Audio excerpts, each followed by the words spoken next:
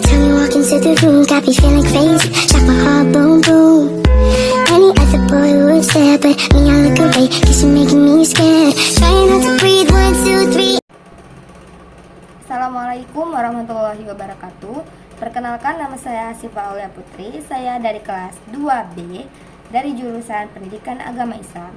Tujuan saya membuat video ini adalah untuk mengikuti ulangan tengah semester yang dibimbing oleh Ustadz Abdul Kiso MPD. Selamat menyaksikan video saya.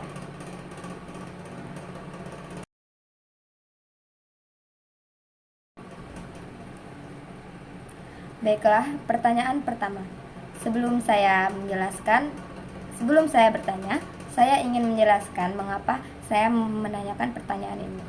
Di sini dijelaskan bahwa pengaruh pendidikan barat terhadap pendidikan yang berkembang di hampir semua negara ternyata sangat kuat. Pengaruh ini juga menembus pendidikan Islam, sehingga sistem pendidikan Islam mengalami banyak kelemahan. Untuk mengatasi kelemahan-kelemahan tersebut, para pakar-pakar pendidikan Islam dan para pengambil kebijakan dalam pendidikan Islam harus mengadakan pembaharuan secara komprehensif agar terwujudnya pendidikan yang ideal.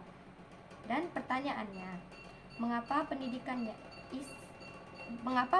barat membuat pendidikan Islam mengalami banyak kelemahan? Baiklah, di sini saya akan menjawab pertanyaan pertama. Pendidikan barat memiliki pengaruh yang signifikan terhadap pendidikan Islam, terutama di era kolonialisme dan modernisasi. Berikut beberapa alasan mengapa pendidikan barat membuat pendidikan Islam mengalami banyak kelemahan. Yang pertama adalah pengaruh sekularisme. Pendidikan barat cenderung memisahkan agama dari kehidupan sehari-hari, sehingga Islam menjadi kurang berfokus pada nilai-nilai agama. Yang kedua, fokus pada ilmu pengetahuan sekuler.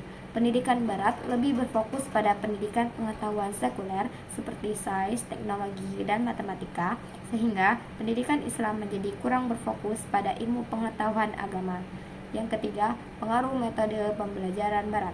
Metode pembelajaran barat cenderung lebih berfokus pada individu dan kompetisi, sehingga pendidikan Islam menjadi kurang berfokus pada nilai-nilai komunitas dan kerjasama.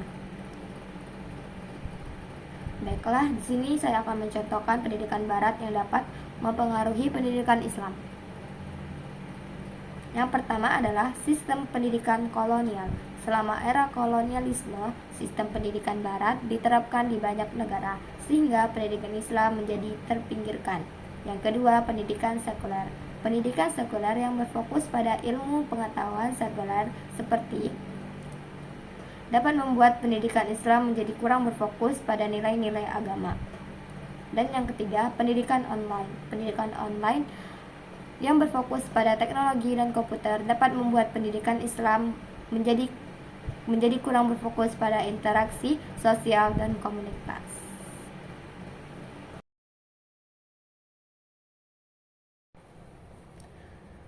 Baiklah, pertanyaan yang kedua.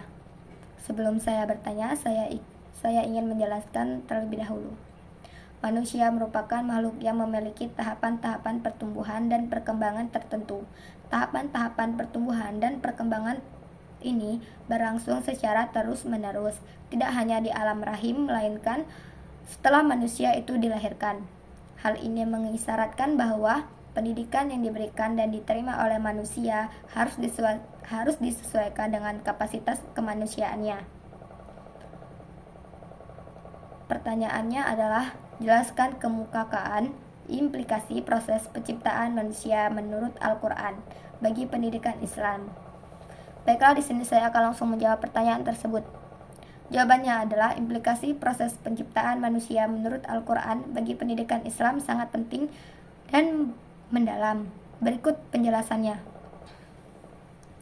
Yang pertama, manusia sebagai makhluk yang dimuliakan. Menurut Quran surat Al-Isra ayat 70, manusia adalah makhluk yang dimuliakan oleh Allah.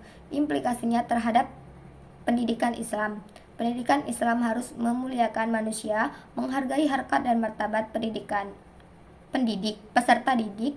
Tujuan pendidikan adalah membentuk manusia yang berakhlak mulia, bukan yang sekedar pintar secara intelektual. Yang kedua, manusia sebagai makhluk berakal dan bertanggung jawab. Dalam Quran Surat Al-Baqarah ayat 30, manusia disebut sebagai khalifah di bumi, yang berarti ia memiliki akal dan tanggung jawab moral. Pengembangkan akal dan jiwa, mendorong peserta didik agar menjadi pemimpin yang bertanggung jawab dan adil. Yang ketiga, manusia diciptakan dari tanah dalam Quran Surat Al-Mu'minun ayat 1-4. Ini menunjukkan bahwa manusia bersifat fisik dan spiritual. Mendidik Islam harus bersifat holistik, pengembangan aspek jasmani dan rohani, intelektual yang seimbang.